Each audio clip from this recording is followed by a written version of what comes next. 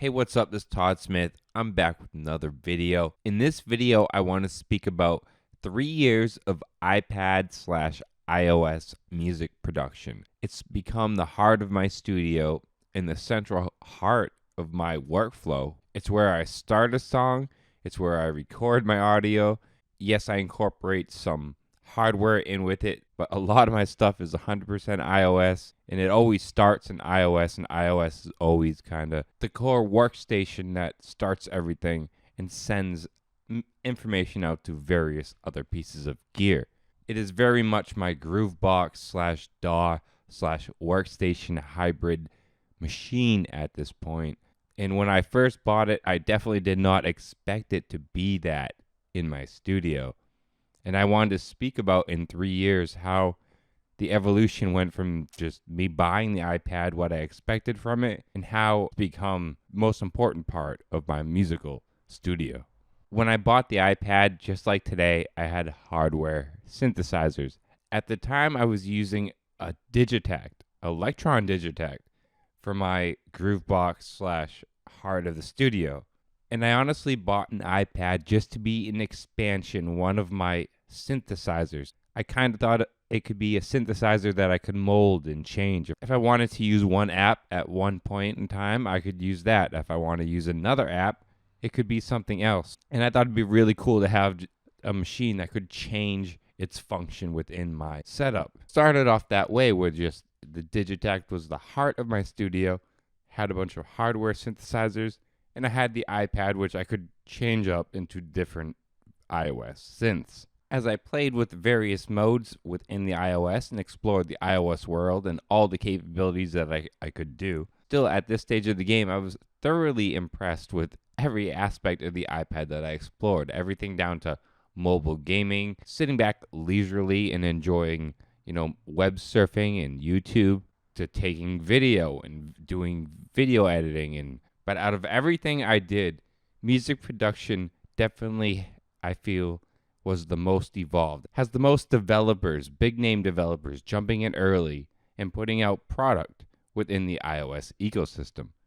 I do feel that video and other things will have, big names like Photoshop and other things jumping into the iOS world. But with names like Korg and Moog jumping in really early to the iOS world, and then other names jumping in after, as an Eventide and a slew of others like FabFilter, and there's just so many amazing names now touching base into the iOS world. I do feel music production has been pushed earlier than any other niche, and maybe that's the reason why this has happened, is just because I feel I'm a part of a growing new ecosystem, and that caused me to really explore it. But what happened over the period of a couple months, I would say about 6 months, is I found myself not touching the Digitact and using my iPad to sequence in various ways. At first I used ModStep, and then I tried other sequencing programs, but eventually Core Gadget released the Core Gadget 2 update. This was a really big update for me because I already loved Core Gadget. I could already build complete songs just within Core Gadget itself. And the concept of being able to send MIDI directly out from Core Gadget to my hardware synthesizers was really a huge missing link I was missing within the iOS ecosystem within my workflow.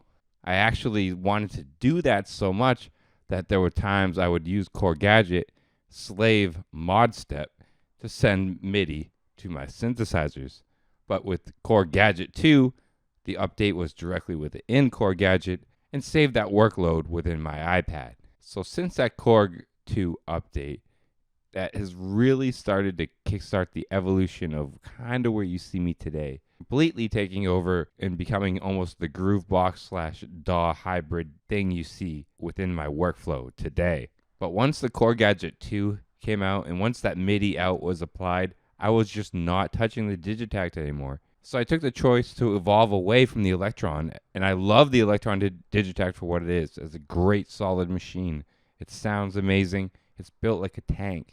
But overall, the workflow just wasn't my thing. We all have various workflows. We all have various styles, which is great. If we all didn't, music would be very boring. Life would be very boring itself. and I just really vibe with Core Gadget. So the iPad takes care of my multi-track recording on top of my Groovebox style master control, which just makes it really an all-in-one everything machine, a true heart of the studio. And the fact that I can start anything, anywhere, on the go with just the iPad itself, or maybe a little mini keyboard, and bring it home, attach it into my hardware, and expand that concept with maybe a bigger keyboard and some hardware gear.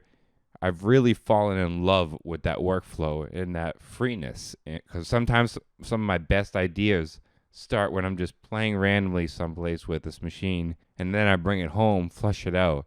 It just ends up being some of my most favorite pieces. So the mobility aspect, on top of it being so powerful within my studio together, really is the 1-2 punch that has just made it just stay. I don't think I'd ever want it to just be my only piece. I love having some hardware around, but if I had to choose just one thing in my whole studio and I could only keep that, at this point it definitely would be my iPad. It's been an amazing few years, jumping into iOS. It was really young, not evolved, and it's still honestly very young and just starting to evolve. As always, I need to thank my Patreons for taking the time to support me every single month. It means a lot. You guys motivate me to push my content forward and dreams forward daily.